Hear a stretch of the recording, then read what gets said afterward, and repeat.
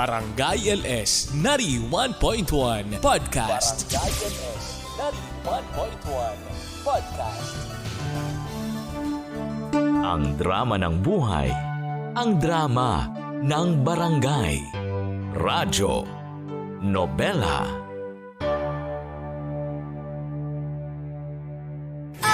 Happy Friday mga kabarangay. Ito ba ang programang Radyo Nobela dito sa Barangay LS 91.1 Forever. Kailangan ng tao na magkaroon ng isang trabaho para may pangtusto sa pangangailangan niya at ng kanyang pamilya. May ilan na pinagpapala at masaya sa napili nilang karera. Ikaw kabarangay, anong trabaho ang kaya mong pasukin para buhayin ang sarili mo at ang pinakamamahal mo? Sabay-sabay po nating tunghayan ang kwentong tampok natin ngayong umagang to. Mula sa ating letter sender na si Marina dito sa Radyo Nobela. Si Mama Ganda sa Radyo Nobela.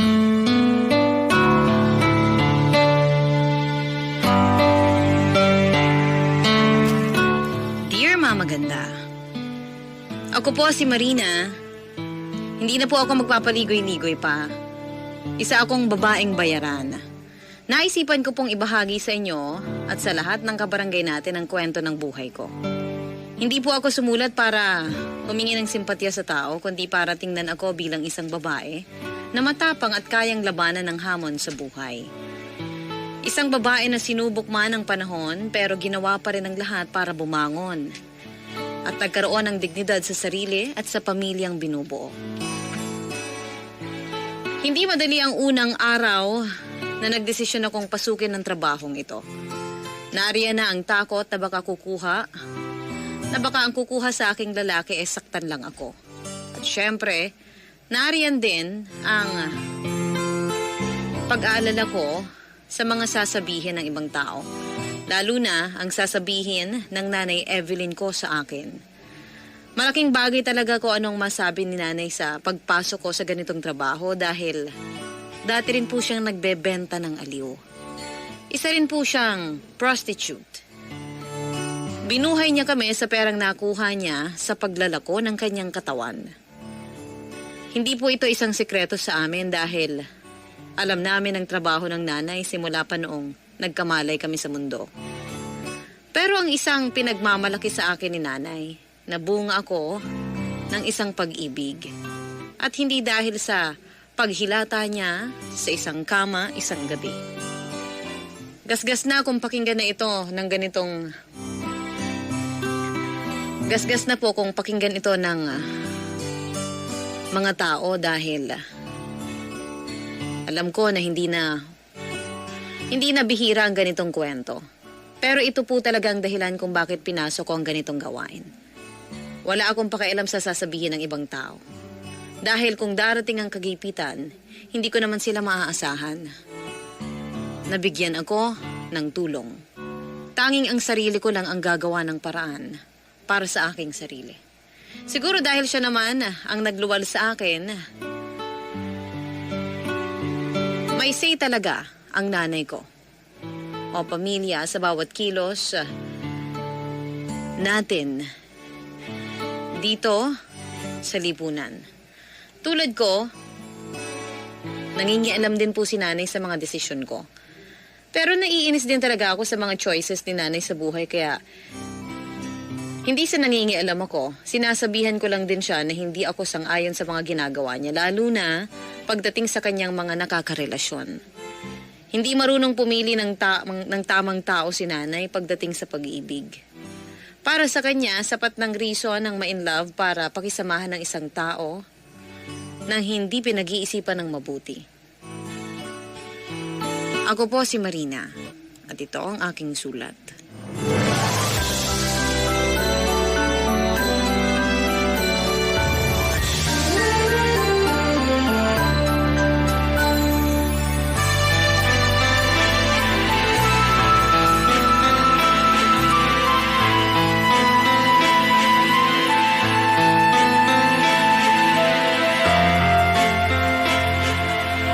Marina, huwag mo akong pakialaman!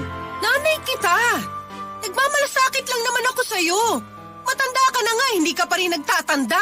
Ano? Bakit ganyan ka sa akin, ha? Kasi, Nay, hindi mo ginagamit yung utak mo. Kailan mo ba huling ginamit yan? Anong sabi mo? Gamitin mo naman yung utak mo, Nay. Iwan mo na yung kinakasama mong lalaki. Iba na rin talagang may hinahawakang pera, no? Huwag mong ibahin ang usapan, Nay. Hindi. Nag-iba ka na dahil sa pera. Nag-iba na ang ugali mo. Ang issue dito, Nay, ay yung humihingi ka ng pera. Hindi para sa sarili mo, kundi pati na rin doon sa kinakasama mong palamunin. Sabi ko na nga ba eh, kung ayaw mo magbigay ng tulong, sabihin mo na lang na ayaw mo. Huwag tong dami mo pang satsat. Kung bata-bata lang ako, kaya ko pang ipagbili tong katawan ko tulad ng dati para magkapera lang ako. Tulad mo ngayon, katawan mo ang binibenta. Mag-ina nga tayong bayaran. Pero iba ka, iba ako. Ngayon, sasagutin ko yung tanong mo kung kailan ka huling ginamit ang utak ko. Noong nabuo ka at nasa loob ka ng sinapupunan ko ng 9 na buwan. Ginamit ko ang utak ko nung hindi kita pinalaglag. Dahil mahal kita, ayaw ko magkasala. Eh kung kasalanan ng pagbebenta ng aliw, yun lang ang kasalanan ko. Hindi naman kasalanan ng umibig, tulad ng nangyari sa akin at sa tatay mo. At tulad ngayon, magkaiba lang, matanda na ako't losyang. Sana hindi mo pagdaanan ang pinagdadaanan ko. Nay, okay lang naman ako na may kinakasama ka, pero sana naman yung matino, yung may trabaho man lang. Hindi tulad niya na naghihintay na lang na lumapit ang ulam sa bibig niya. Sinaswerte ba siya? Nay, ang pangit na nga niya wala pang trabaho. Paano kaya na in love dun? Ikaw masyado ka mapanglait. Nay, nag-aalala lang ako sa kapakanan mo. Sabi mo nga hindi ka na bata. Eh dapat pag tumatanda ng isang tao, nagiging mas mabuti ang mga desisyon natin sa buhay. Pero ang sayo, paurong. Nay naman! Kung ayaw mo magbigay ng pera, wag. Aalis na lang ako. Nay, alam mo, ang tigas din ng ulo mo. Iwan mo na yung lalaki na yan. Dito ka na sa akin. Kahit hihilata ka lang buong maghapon dito sa bahay, wala akong pake. Kesa naman nandun ka sa kanya at ikaw tong naghahanap ng remedyo sa problema na dapat siya ang gumagawa. Hindi pwedeng ikaw ang bumubuhay sa kanya, Nay. Iwan mo na. Hindi. Hindi ko siya pwedeng iwan. Kung hindi mo siya kayang iwan, sige. Wala kang makukuha kahit isang kusing sa akin, Nay. Eh di isaksak mo dyan sa hita mo ang pera mo. Sana hindi mo maranasan na ma-inlove ng todo at yung pagtihaya mo lang sa kama para sa perang masubukan mo. Hindi ako katulad mo, Nay. Kahit bayaran akong babae, hindi ako tutulad sa'yo. Magiging wais ako sa lahat. Hindi ako mai-inlove sa kung sino lang na hindi naman ako pananagutan at hindi mapapakain ng bibig ko. Hindi na baling kahit anong isaksak sa akin basta't nabubuhay lang ako. Napupunan niya ang pangangailangan ko. Basta't magkapera ako. Sige, ilako mo araw-araw yung katawan mo. Pero, ito lang ang sasabihin ko sa'yo. Hindi na ako lalapit sa'yo. Hindi ako magpapakabobo na katulad mo. Hindi, Nay. Iba ako. Kahit ganito ang trabaho ko, iba ako sa'yo.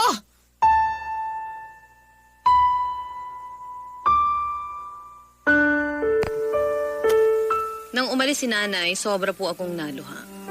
Maraming tumatakbo sa isip ko sa mga oras na yon at isa ang nangingibabaw sa lahat. Hindi ko pwedeng kainin ang mga sinabi ko sa kanya. Hindi ako pwedeng ma-inlove at gumaya sa kanya.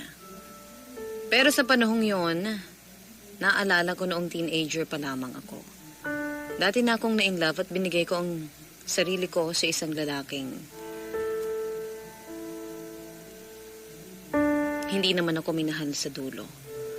Kaya hindi nagtagal ang relasyon namin. Mabuti na lang at hindi ako nabuntis. At hindi ako dumagdag sa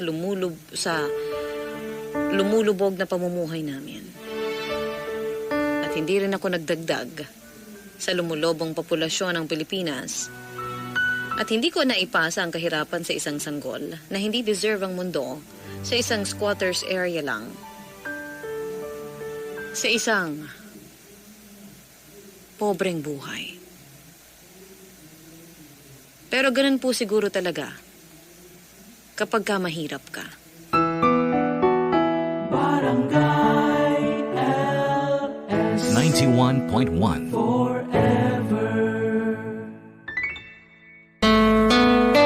Si Mama Ganda, sa Radyo Nobela.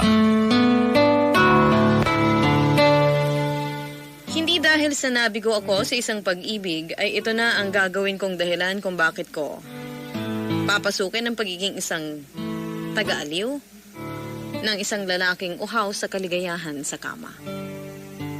Ginawa ko ang trabahong ito dahil goal kong kumita ng pera. Ito ang naisip kong trabaho na kaya kong gawin. Pinag-isipan ko talaga ito ng mabuti. At sa pagpasok ko ay pinapairal ko ang aking utak. Dapat wais ako sa lahat. At hindi ko pwedeng bigyan ng puwang ang puso ko para sa isang walang kwentang pag-ibig dahil hindi nakakain ang pag-ibig. Hindi kayang ibigay ng pag-ibig ang isang maayos na bahay, damit at edukasyon. Praktikal po akong tao. At dahil sa kahirapan, marunong akong pumili kung ano ang paraan kung paano makasurvive. Pero nakilala ko si Owen. Isa siyang habal-habal driver. Isang gabi nang pauwi ako ay siya ang nasakyan ko. Pagkatapos noon ay inaabangan na niya ako at nililigawan. Umiiwas ako sa kanya pero kahit anong iwas ko ay parati siya ang nariyan para pakabahin ang dibdib ko. Ang mga titig niya ay parang kuryente. At dumating ang araw na hindi na ako makahindi sa tinitibok din ng aking puso. Na-in-love na rin po ako kay Owen. Pero nilalabanan ko pa rin. Ayaw kong maging kami. Hindi pwedeng magkaroon ako ng karelasyon sa kanya o ng relasyon sa kanya dahil hindi ito ang goal ko sa buhay.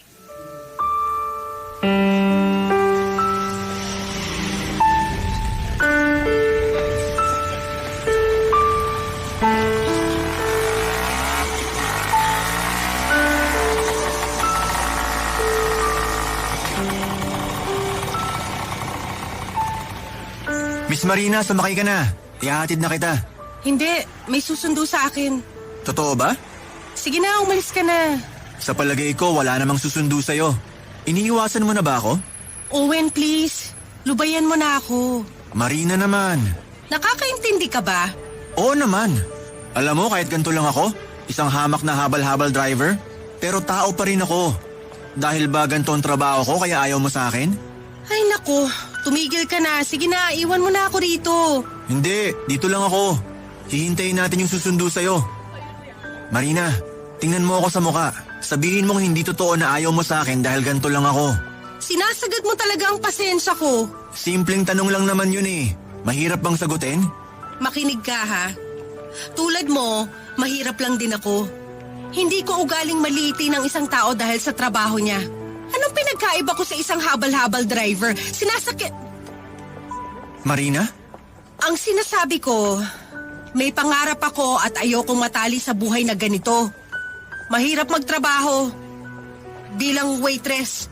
Mahirap naman talaga ang buhay. Sobrang hirap magtrabaho. Kumakayod para sa pera, parang nanlilimos para lang sa pera. Mahirap ang buhay, Owen. Kailangan ko ng tagasalba sa hirap ng buhay. Naiintindihan mo ba? Marina, kahit hindi ako mayaman, kahit isang habal-habal driver lang ako, gagawa ko ng paraan para mabuhay ka. Mabuhay tayo sa isang marangal na paraan. Anong marangal? Hindi nakakakilala ng marangal ang bituka. Buong buhay ko sa squatters area na ako nakatira. Marumi, mabaho, maingay. Ayoko na ng buhay na ganun. Wala akong pake kung sa tingin mo mataas ang pangarap ko. Anong gusto mong marinig na pangarapin ko? Marina, naiintindihan ko. Pero kung makikita mo ako ulit sa pangarap mo, nandito lang ako. Sige na, iwan mo na ako please. Marina, mag-ingat ka.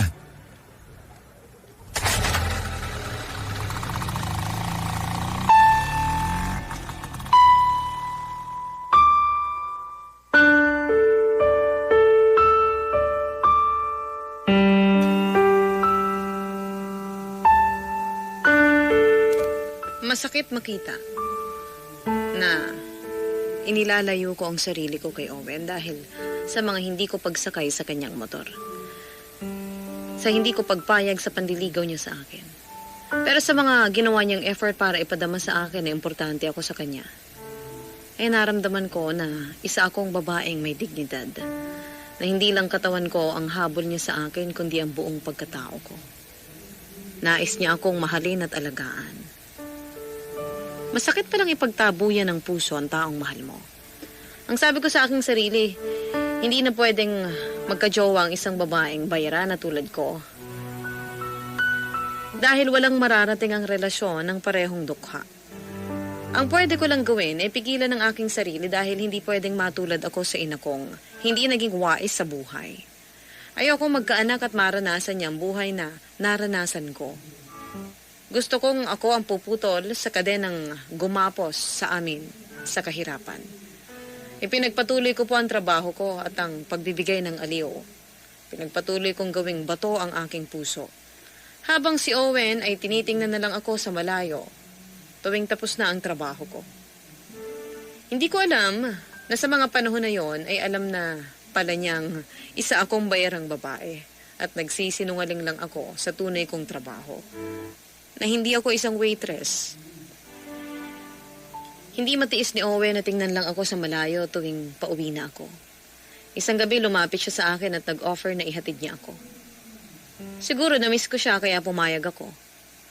Pag-angkas ko sa kanyang habal-habal, ay iba ang pakiramdam ko. Lalo na't nakayakap ang mga kamay ko sa kanya. Nakaramdam ako ng kabog sa aking dibdib. Parang lahat sa paligid ay nag-slow motion. Parang ayaw kong huminto ang motorsiklo ng kanyang minamaneho. Alam kong bibitiw ang aking kamay sa pagyakap sa kanya at hindi ko na mararamdaman ang tibok ng kanyang puso. Maraming tumatakbo sa isip ko kung kaya ko ba talagang pangatawanan ang pagpasok sa isang relasyon. Pero nang tinanong niya ako habang nakasampa ako sa likod niya, kung pwede na ba niya akong ligawan, ay naluha ako. Sa kabila ng mga nalaman niya sa naging trabaho ko na isa akong tagabigay ng aliw sa mga kalalakihan, pinili pa rin niya akong mahalin at irespeto. Naging kami, Mama Ganda. Umiibig ako at tinatanggap niya ako kung sino at kung ano ang hanap buhay ko. Kahit natikman na po ako ng iba, parang maganda pa rin na sa kanya lang ako. Kaya nagdesisyon akong huminto. Kahit hindi naman niya ito hinihingi sa akin. Pinipilit ni Owen na puna ng lahat. Todo ang kayod niya sa buhay para may maiuwing pera at pagkain. Ako naman, pinanindigan ko po ang pagiging waitress ko. Matapos kong ipanganak ang anak namin ni Owen. Pero makalipas ang ilang buwan ay hindi ko na talaga kaya ang buhay. Nasanay na ako sa kinita ko noong nagbebenta ako ng aliw. Namiss ko pong magtrabaho.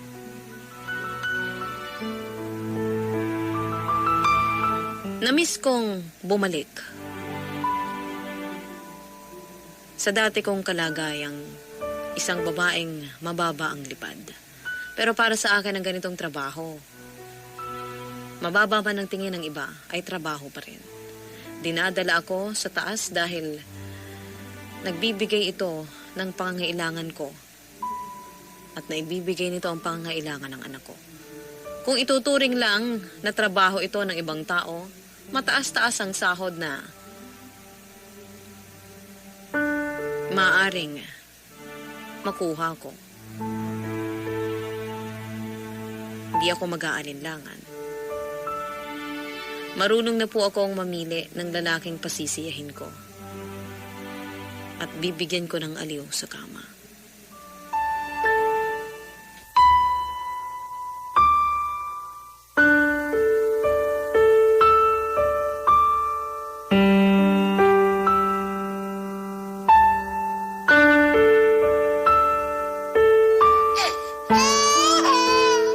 Sandali lang, baby! Tahan na, baby. Nagtitimpla na ng gata si mama mo. Eto na, baby! Sige na, ako na muna mag-aalaga dito. Owen, parang ayoko nang pumasok. Bakit? May masakit ba sa'yo? Pagod na ako. Ayoko na. Marina, magpahinga ka lang. Magre-resign na ako. Hindi ko na kaya. Sige, ako na lang maghahanap ng pera. Owen, naisip ko lang. Pwede kaya akong bumalik sa dati kong trabaho, yung... Ano? Kung papayag ka lang naman. Mas mabuti yun, malaki ang kita ko ron. Sure ka ba dyan? Pero baka may iba pang paraan. Yung trabahong yun na nakita kong paraan para hindi tayo maghirap. Marina, yan ba talagang desisyon mo? Ayaw mo ba? Ikaw lang ang inaalala ko. Owen, mahal kita at mahal ko ang anak natin. Pero nahihirapan na ako. Ang hirap ng sitwasyon natin. Ubus na rin yung ipon ko. Marina, sorry. Ito lang talaga ang kaya ko. Sinubukan ko naman. Huwag kang mag-sorry. Alam kong sinubukan mo. Halos wala ka nang ang lakas pag uwi sa bahay dahil grabe yung kayod mo sa pamamasada. Kaya huwag kang mag-sorry. Pero naisip ko lang, pwede ba akong bumalik sa dati kong trabaho? Kung hindi ka papayag, naiintindihan ko. Marina. O anak, tahan na. Anak, akin na si baby. Tahan na, anak. Tahan na, anak. Nandito lang si mama. Nandito kami ng papa mo. Tama ang mama mo, anak. Nandito lang kami. Owen, si baby ang inaalala ko. Siya ang dahilan kung bakit gusto kong bumalik sa dati kong trabaho. Ayoko matulad siya sa akin. Gusto kong makapag-ipon ng pera para sa future ni baby. Dapat makapag-aral siya kasi hindi sa kinahihiya ko ang trabaho ko, pero kung may magandang oportunidad kay baby dahil nakapag-aral siya, yun ang gugustuhin ko mangyari sa kanya. Yun ang wala kay nanay. Hindi siya naghanda para sa future ko. Naintindihan ko, Marina. Pero ipangako mo sa akin na ako lang ang mahal mo. Ipangako mo. Owen, nung nagdesisyon akong sagutin ka, buo ang puso ko na ibigay sa'yo. Sa'yo lang to. Kahit ang kininang isang gabi ang katawan ko ng ibang lalaki, sa'yo lang ako. Papayag na ako. Para sa future ni baby, papayag ako. Kaya ko namang ipikit ang mga mata ko. Kaya kong hindi isipin kung anong ginagawa mo sa trabaho kasama ng mga client mo. Kakayanin ko. Owen, salamat. Basta pangako ko sa'yo, ikaw lang ang lalaki dito sa puso ko dahil mahal na mahal kita. Kayo ni baby ang buhay ko.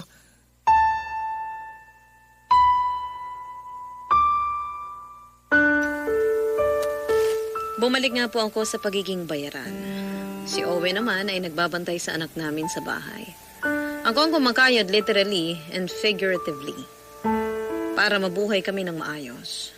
Pinipikit ko lang ang mata ko at pinapairal ko ang kasabihang trabaho lang, walang personalan.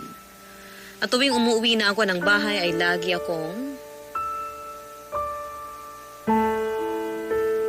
ko pong pinapaalala kay Owen kung gaano ko siya kamahal at kung gaano ko pinanghahawakan ng pangako namin sa isa't isa na mamahalin namin ang bawat isa hanggang sa huli.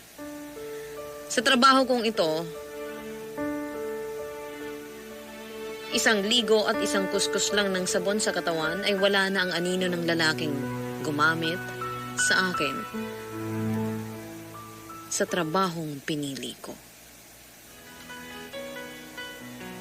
Dahil ginawa ko ang pagiging wais ko at pinagpatuloy ang goal na magkaroon ng magandang future si baby, ay kumuha ako ng educational plan para sa kanya at nagbukas ng savings account. Mas mabuting prepared kesa mauwi sa wala ang pinagpaguran ko. At syempre, naging maingat din kami ni Owen na hindi masundan si baby dahil napakahirap po ng buhay. Dahil hindi talaga madali ang magpalaki ng bata. Kung magkaanak man, dapat ang mag-asawa ay siguraduhin talagang may maayos na buhay ang kanilang magiging anak.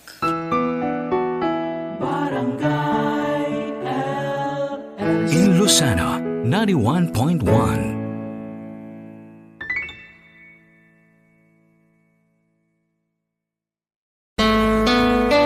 Si Mama Ganda sa Radyo Nobela. Isang araw ay sumulpot si nanay sa bahay. Galit na galit ito. At lalo na sa aking asawa. Dahil nalaman niyang bumalik ako sa trabaho ko bilang taga-aliw sa kama. Kitang-kita ang frustration ni nanay sa ginagawa ko. Hindi niya matanggap na pinabayaan lang daw ako ni Owen dahil hinayaan daw ako ng asawa ko na magtrabaho. Akala ng nanay na si Owen ang may gusto na bumalik ako sa trabaho. Hindi niya alam na ako ang nagkumbinsi kay Owen na pabalikin ako sa pagiging babaeng bayaran.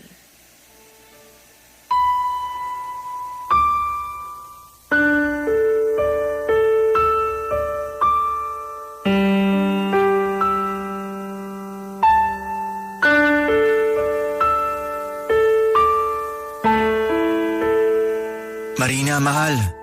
Okay ka lang ba? Medyo pagod pa rin ako. Dahil ba sa... Loko yung lalaking yun. Bakit? Anong ginawa pala sa'yo? Hayok na hayok.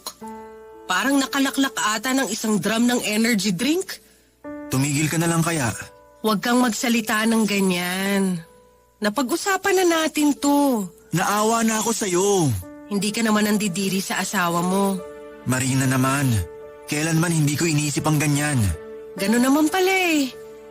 Sinasabi ko lang to dahil dun sa customer na yon. Hindi naman ganun parati ang nakukuha ko. Minsan-minsan lang naman ang ganun kaya huwag kang mag-alala sa akin. Marina, ang sa akin lang, kung may ibang paraan na pwede ka nang huminto, pwede ba nating subukan? Sabi ko nga sa'yo, ako na lang. Ako na ang magbebenta ng aliw. May papatol naman sa aking mga bading o kaya matrona. Pwede ko naman pasukin ng ganyan trabaho. Tumigil ka nga. Ako na. Kaya ko to. Marina, naaawa na talaga ako sa'yo. Maliligo lang ako mamaya, tanggal din to. Ayos ka lang ba talaga? Ang sarap upakan nung nakakuha sa'yo kagabi. Hayaan mo na. Malaki naman ang binayad sa akin. Parang may say yung lalaking yun. Mayaman eh. Kung hindi mo ako asawa, sa palagay mo yun ang papatulan mo talaga? Naku, nagsiselos na naman ang mahal ko. Naisip ko lang naman. Ikaw talaga? Basta, tandaan mo parate na pagnanasaan at kung ano-ano ang gagawin nila sa katawan ko, pero ikaw pa rin ang nagmamay-ari ng puso ko't kaluluwa dahil ikaw ang mahal ko. Sino kaya ang bisita natin? Baka naniningil ng renta ng bahay. Sandali lang. Oh, Nay! Napadalaw kayo. Kamusta kayo rito? Maayos naman. Anong maayos? Nakikita mo ba ang mukha mo sa salamin, Marina? Para kang sinipsipan ng lakas. Nay naman. Magandang araw po, Nay. Anong magandang araw? Hoy, lalaki! Anong ginawa mo sa anak ko? Tingnan mo siya! Ulang na lang, tuturo ka na ng formalin niyang si Marina para manatili ang pagkasariwa niya. Marina, mukha ka ng bilasang isda. Nay, nagpunta ba kayo rito para pagsabihan ako? Matanda na ako. Pwede na kayong umalis. Ano bang pinakain ng lalaking to sa'yo? Yang pagmumukha mong lalaki ka? Ginawa mong kalakal ang anak ko. Ginawa mong negosyo ang katawan ng anak ko. Nay, pwede ba? Tumigil na kayo. Totoo naman ah. Alam mo, Nay, labas na kayo rito. Wala na kayong karapatan pa na pagsabihan ako. Anak pa rin kita. May karapatan pa rin ako. Wala na! Wala na, kaya tumigil ka na! Hindi! Dapat yung lalaking yan ang pinagtatrabaho mo? Yan dapat ang nagbebenta ng katawan niya. Ang laki-laki, walang pakinabang. Tama na pang-iinsulto niyo sa asawa ko! Ginusto kong pagiging bayarang babae, kaya huwag niyo siyang pagsabihan ng ganyan! Gusto mo nalang ibilad yung katawan mo sa kahit sinong lalaki para may makain yung kinakasama mo? Nagsalita ang magaling na nanay! Basta ang alam ko, hindi ako tutulad sa'yo na tumanda ng walang direksyon kaya kahit sinong lalaking nang huhut-hut sa'yo ang kinakasama mo. Wala kang respeto! Sige, sampalin mo ako! Sige! Alam mo, lumayas ka na lang. Mahal ko si Owen at wala ka ng pakialam kung ano man ang gagawin ko sa katawan ko para mabuhay lang kami ng pamilya ko. Marina, tama na yan. Umalis ka na! Lumayas ka sa harapan ko! Wala na akong nanay! Nag-aalala lang ako sa'yo! Hindi ko kailangan ng pag-aalala mo sa akin! Pwede ba? Umalis ka na!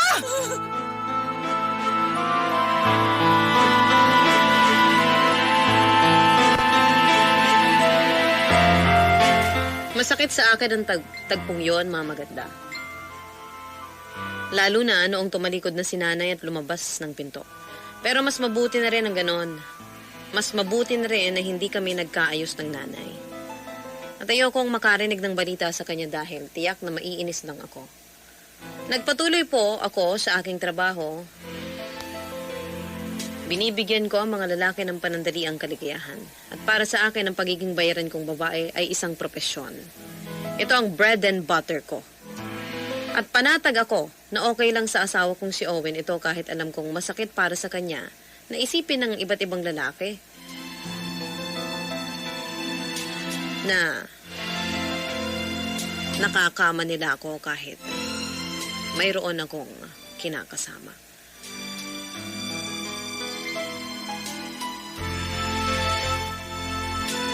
Maraming beses, kahit hindi niya sabihin, nahuhuli kong umiiyak si Owen dahil sa naging trabaho ko. Pero wala naman siyang dapat ipag-alala. Kung mabait lang ang customer, hanggang sa bagay na yon,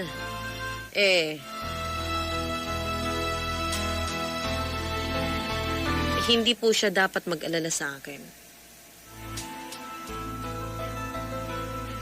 Dahil kung may rating sheet, maganda, gusto ko na 5 stars ang rating ko. Seryoso, tinitingnan ko talaga na isang seryosong trabaho ang pagbibigay ng aliw at wala akong pakialam sa sasabihin ng ibang tao dahil wala naman silang ambag para sa magiging kinabukasan ko. Ang kaya lang nila ay mangutya at manghusga. Hindi nila alam kung ano ba ang kwento sa likod nito, kung anong hirap ang pinagdaraanan ko. Dumating ang araw na ang nararamdaman kong selos o ang nararamdaman kong selos na si Owen ang dating nakakaramdam. Feeling niya, nakakaramdam ako ng sobrang saya sa mga customers ko kesa sa kanya. Walang araw na hindi ko pinagsabihan si Owen na gamitin man o pagsawaan ng ibang lalaki ang katawan ko. Sa kanya lamang ang puso ko.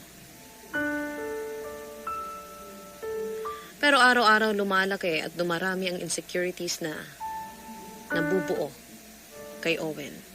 At hindi ko naman siya masisisi. Ayaw kong sa walang bahala ang nararamdaman niya. At tuwing nasa kama na ako kasama ang isang customer, parang nakatingin sa akin si Owen. Nakikita ko ang mga mata niyang umiiyak habang ginagawa ko mga bagay na dapat sa kanya ko lang ibinibigay. Pero ito na po ang trabaho ko. Dito kami nabubuhay. Dito ako kumikita. At ito lang ang alam ko. Kung may naman ako sa nanay ko, ito ay ang pagiging bayaran. Tagabigay ng aliw. At hindi ko po ito kinahihiya. Sa isip ko siguro, hindi sasang-ayon ng iba sa akin, pero kahit ito, ang paraan ng nanay Evelyn ko, nabuhay kami noon. Ito ang kinalakhan namin na ginagawa niya. Nananalaytay na sa aming digo. Ang ganitong trabaho. Wala akong pakialam sa sasabihin ng iba. Maliban kay Owen. Nadudurog ang puso ko kapag siya na ang pumupuna sa aking trabaho.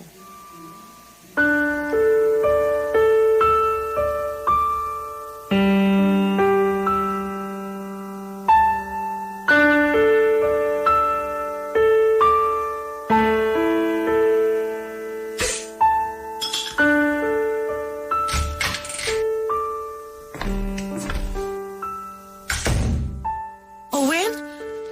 Marina? Sorry. Lasing na siguro ako. Naku, marami na nga itong nainom mo. Ano bang problema? Marina, pwede bang tumigil ka na sa trabaho mo? Owen, napag-usapan na natin to. Hindi ko na kaya. Pangako, Ako nang bubuhay sa anak natin. Maghahanap ako ng matinong trabaho. Kahit hindi ako magpapahinga. Pag-usapan natin to bukas. Lasing ka na, magpahinga ka muna. Kaya ko pa. Alam kong sinasabi ko. Marina, ako ang lalaki. Ako dapat ang bumubuhay. Nagtatrabaho ka naman. Matino ka namang asawa. Hindi ako nagrereklamo. Sige na. Itigil mo na yung trabaho na yan. Ako na ang magbebenta ng katawan ko. Owen! Ang hirap na, Marina. Hindi ko na kaya. Masakit isipin na pinapaubaya kong gamitin na kung sinong lalaki ang asawa ko para lang sa pera. Hindi ko na kaya talaga. Ako na lang ang magtatrabaho. Ano ka ba? Hindi ko rin kakayanin. Bakit ba tayo dumating sa ganito? Ganito ba talaga kapag mahirap? Ganito nga. Pero ayoko talagang gumaya ka sa ginagawa ko. Marina, hindi ko na kayang tiisin to. Hindi ba pamilya tayo? Sa hirap man o ginahawa, kailangan nating tiisin. Basta ang importante, mahal natin ang isa't isa at may tiwala tayo. Pero masakit talagang isipin na hinahayaan lang kitang galawin ng iba. Basta trabaho lang ang lahat. Kaya nga, pwedeng ako na lang, imbis na ikaw. Dapat sa akin na matapos ang ganitong gawain. Ang ganitong trabaho. Alam mo naman, di ba? Hindi sa kinahihiya ko to. Pero kung may iba lang din akong mapagkukunan ng pera para magkaroon ng maayos na buhay, tsaka hindi ito ang pinasok kong trabaho. Marina! Sige na, matulog ka na. Magpahinga na tayo. Tabihan na natin ang anak natin sa pagtulog.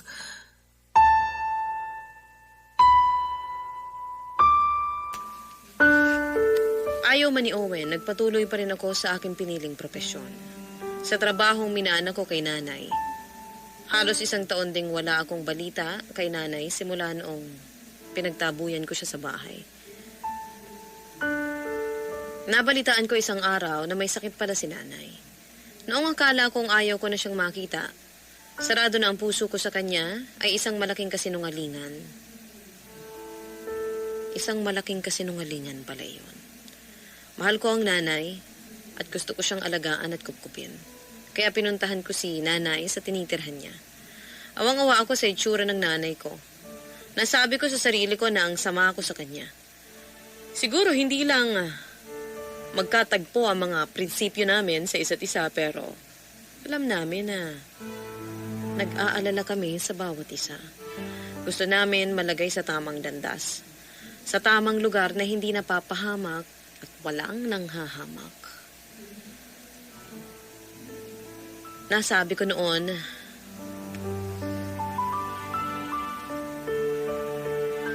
na wala na siyang anak. Pero hindi po iyon totoo. Nasabi noon ng nanay na sobra ang pandiliit sa kanya ng mga tao na akala niya kaibigan niya noong pumasok siya sa ganitong trabaho.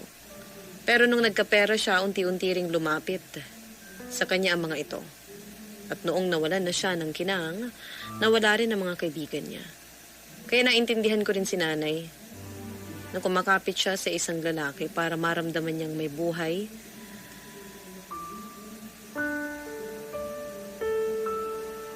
May magandang buhay na naghihintay sa kanya. Na may lalaking pahahalagahan siya.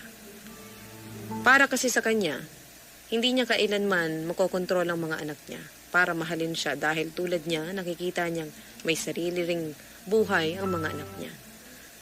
At tama nga naman, may sarili akong buhay at ako ang gumagawa ng diskarte kung ano ang mangyayari sa akin. Naintindihan na rin ni nanay ang tungkol sa trabaho ko at ang naging takbo ng pagsasama namin ni Owen. Ang gusto niya lang sana ay hindi ako mapahamak at tuwing tapos na ang trabaho ko, ay nayayakap pa rin niya ako. Nayayakap niya ang anak niya. Si Mama Ganda sa Radyo Nobela.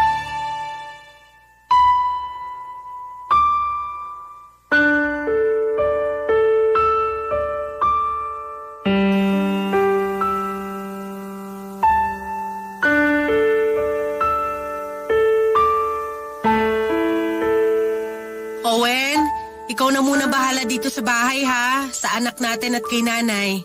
Ihahatid na kita sa club. Hindi na, kaya ko naman. Sure ka ba talaga? Ito naman, ako pa ba? Basta ikaw nang bahala dito. Sige. Marina!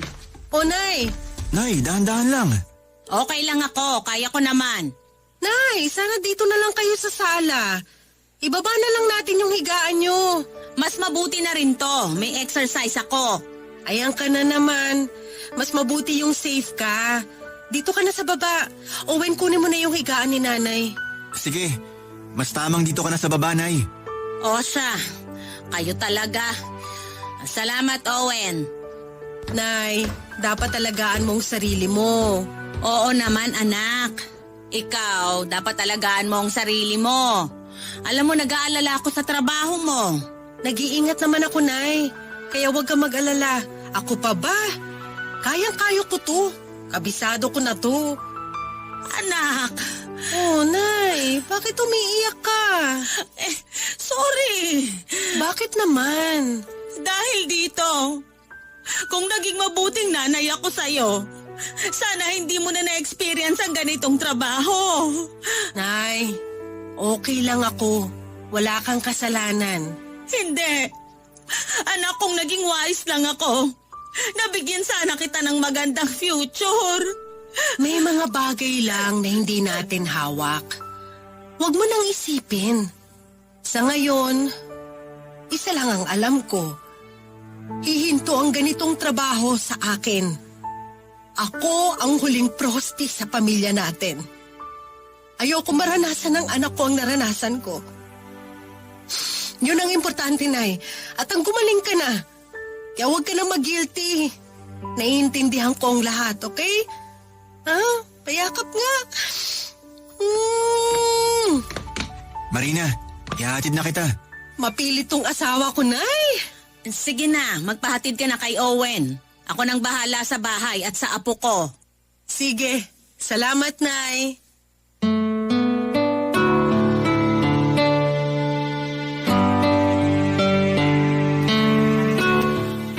Ito po ang buhay ko, Mama Ganda. Isang tagabigay ng panandaliang aliw sa gabi. Sa mga nilalamig na katawan ng mga kalalakihan. Sa trabahong tingin ng marami isang trabaho ng taong tamad at gusto lang humilata sa kama. Sa totoo lang, hindi po madali ang trabahong ito. At sana huwag naman basta-basta husgahan ng tao ang tulad namin ng nanay ko na ito ang naisip para buhayin ang pamilya. Tulad ng maraming manggagawa na pumapasok sa kanilang opisina o saan mang lugar para kumayod at kumita, ang isang prosti naman ay manggagawa rin na kumakayod para kumita ng pera at magkaroon ng buhay na may dignidad. Ang importanteng nakikita ko wala akong inaapakang tao sa pinasok kong trabaho.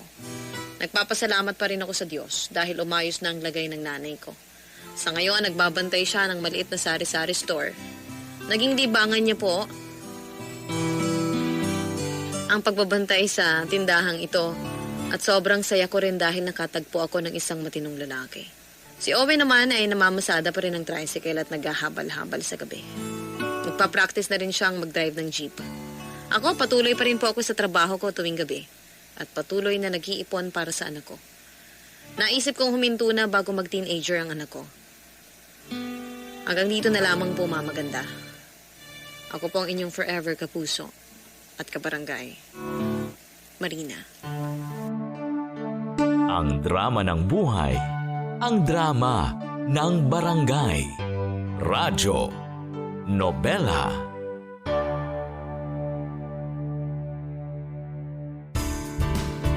Hello mga kabarangay! Nagustuhan mo ba ang itinampok na kwento natin ngayon? Huwag kakalimutan na i-follow ang Barangay LS Nari 1.1 Podcast at ang iba pa naming social media accounts. Huwag din kakalimutan ang pakikinig sa Barangay LS Nari 1.1 Forever!